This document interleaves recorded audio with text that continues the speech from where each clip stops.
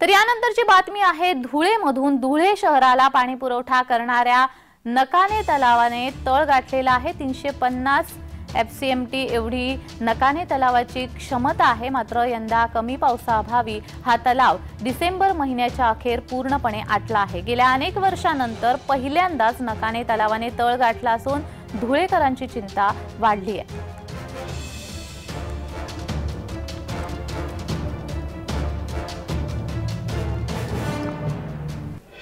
नकाने तलावाने तळ गाठलेला आहे।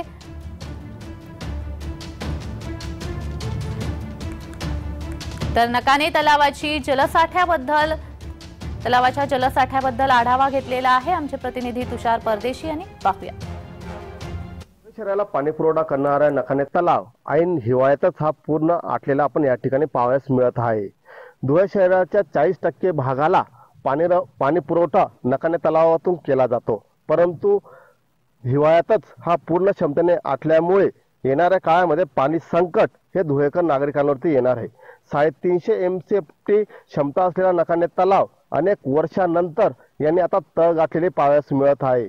असं असलं तरी नव्याने सुरू झालेली अक्कलपाडा पाणी पुरवठा योजनेमुळे धुळेकरांना पाणी पासून दिलासा देखील मिळणार आहे, परंतु असं धुळेकर नागरिकांनी पाणी हे जपूनच वापरायला पाहिजे असे देखील आवाहन प्रशासनाद्वारे करण्यात आलेले आहे।